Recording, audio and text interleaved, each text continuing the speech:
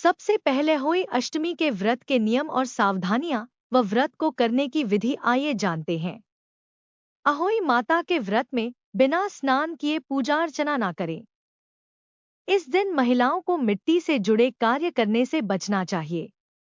इस दिन काले, नीले या गहरे रंग के कपड़े बिल्कुल न पहनें। व्रत विधान के अनुसार किसी भी जीव जंतु को चोट ना पहुंचाएं और ना ही हरे भरे वृक्षों को तोड़ें। अहोई के व्रत में पहले इस्तेमाल हुई पूजा सामग्री का दोबारा इस्तेमाल न करें। अहोई अष्टमी के दिन महिलाओं को सुबह स्नान ध्यान के बाद व्रत का संकल्प लेना चाहिए। संकल्प के दौरान यह भी कहा जाता है कि व्रती बिना कुछ खाए या बिना पानी के रहेंगे और अपनी पारिवारिक परंपरा के अनुसार तारे या चंद्रमा को देखने के बाद व्रत तोड़ेंगे। 2. शाम को पूजा से पहले तैयारियां कर लें। इसके लिए महिलाएं दीवार पर देवी अहोई का चित्र बनाएं। पूजा के लिए उपयोग की जाने वाली अहोई माता की तस्वीर में 8 कोने होने चाहिए। साथ ही तस्वीर में देवी अहोई के साथ साथ सेई यानी हाथी और उसके बच्चे भी देवी के पास ही बनाना चाहिए। मान्यता है कि सेई एक कांटेदार स्तनपायी है। यदि दीवार पर चित्र बनाना संभव न हो तो अहोई अष्टमी पूजा का बड़ा वॉलपेपर भी प्रयोग कर सकते हैं। इस तस्वीर में 7 बेटों और बहुओं को भी दर्शाया जाना चाहिए। 3. इसके बाद पूजा स्थल को गंगाजल से पवित्र करें और अल्पना बनाएं। पूजा स्थल पर लकड़ी की चौकी पर गेहूं बिछाकर एक जल से भरा कलश रखें और कलश का मुंह मिट्टी के ढक्कन में जल भरकर करवा से ढक दें। इसे भी ढक्कन से ढक दें। करवा की नोजल को सरई सींग से बंद कर दें। पूजा के दौरान अहोई माता और सेई को सरई सींग की 7 कोपले भी चढ़ाई जाती हैं। यदि सरई न मिले तो कपास की कलियों का उपयोग किया जा सकता है। इसके अलावा शाम को पूजा से पहले ही चढ़ाने के लिए हलवा तैयार कर लें। यह खाद्य सामग्री बाद में दक्षिणा के साथ परिवार की किसी बुजुर्ग महिला या ब्राह्मण को दिया जाता है, जिसे बाना कहा जाता है। तारे निकलने के बाद उन्हें करवा या कलश से अर्घ्य दिया जाता है और व्रत खोल लिया जाता है। आइए अब अहोई अष्टमी माता की व्रत कथा सुन। एक साहूकार था जिसके 7 बेटे और 7 बहुएं थीं। दिवाली से पहले कार्तिक अष्टमी को 7 बहुएं अपनी इकलौती ननद के साथ जंगल में जाकर खदान में मिट्टी खोद रही थी। वहां स्याहू की मांद थी।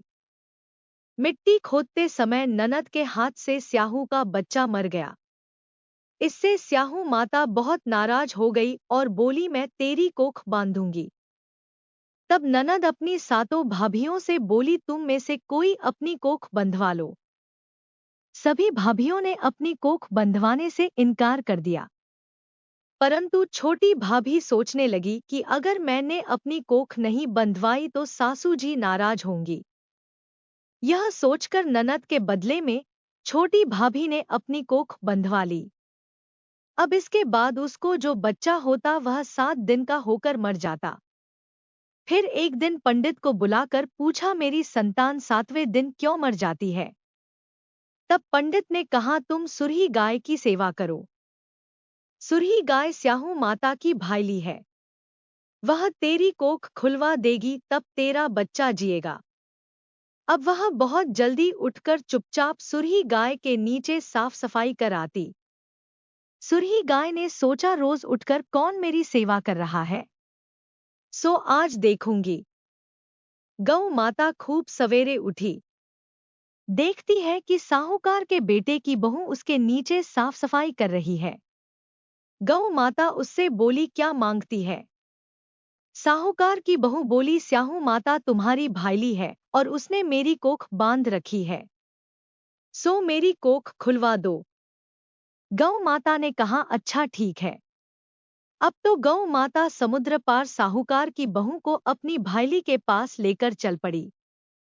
रास्ते में कड़ी धूप थी, सो वह दोनों एक पेड़ के नीचे बैठ गई। थोड़ी देर में एक सांप आया। उसी पेड़ पर गरुड़ पंखनी का एक बच्चा था। सांप उसको डसने लगा। तब साहूकार की बहू ने सांप मारकर ढाल के नीचे दबा दिया और बच्चे को बचा लिया। थोड़ी देर में गरुड़ पंखनी आई तो यहाँ खून देखकर साहूकार की बहू को चोंच मारने लगी। तब साहूकार की बहू बोली, मैंने तेरे बच्चे को नहीं मारा बल्कि सांप तेरे बच्चे के करीब आया था। मैंने तो उससे तेरे बच्चे की रक्षा की है। यह सुनकर गरुड़ पंखनी बोली, मांग तू क्या मांगती है? वह बोली, 7 समुद्र पार स्याहू माता रहती है, हमें तू उसके पास पहुंचा दे। तब गरुड़ पंखनी ने दोनों को अपनी पीठ पर बैठाकर स्याहू माता के पास पहुंचा दिया। स्याहू माता उनको देखकर बोली, आ बहन बहुत दिनों में आई है। फिर कहने लगी, बहन मेरे सिर में जुएं पड़ गई हैं। तब सुरही के कहने पर साहूकार की बहू ने उसकी सारी जुएं निकाल दी। इस पर स्याहू माता प्रसन्न होकर बोली, तूने मेरे सिर में बहुत सलाई घेरी है, इसलिए तेरे 7 बेटे और 7 बहू होंगी। वह बोली, मेरे तो एक भी बेटा नहीं, 7 बेटे कहाँ से होंगे? स्याहू माता बोली, वचन दिया है। तब साहूकार की बहू बोली, मेरी कोख तो तुम्हारे पास बंद पड़ी है। यह सुन स्याहू माता बोली, तूने मुझे ठग लिया, जा तेरे घर पर तुझे 7 बहुएं मिलेंगी।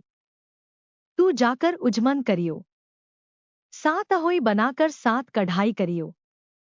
वह लौटकर घर आई तो वहां देखा कि 7 बेटे 7 बहू बैठे हैं। वह खुश हो गई। उसने 7 अहोई बनाई, 7 उजमन किए और 7 कढ़ाई करी। शाम के समय जेठानियों आपस में कहने लगी कि जल्दी जल्दी पूजा कर लो, कहीं छोटी बच्चों को याद करके न रोने लगे। थोड़ी देर में उन्होंने अपने बच्चों से कहा, अपनी चाची के घर जाकर देख आओ कि आज वह अभी तक रोई क्यों नहीं। बच्चों ने आकर कहा, चाची तो कुछ मान रही है, खूब उजमन हो रहा है। यह सुनते ही जेठानियां दौड़ी दौड़ी वहां आई और आकर कहने लगी कि तूने कोख कैसे खुलवाई? वह बोली, तुमने तो कोख बंधवाई नहीं थी। सो मैंने कोख बंधवा ली थी, अब स्याहू माता ने कृपा करके मेरी कोख खोल दी है। हे स्याहू माता, जिस प्रकार उस साहूकार की बहू की कोख खोली, उसी प्रकार हमारी भी कोख खोलना और हमारे बच्चों की लंबी उम्र का आशीर्वाद हमें देना। अगर आपको हमारी वीडियो अच्छी लगती हो, please like and subscribe my channel.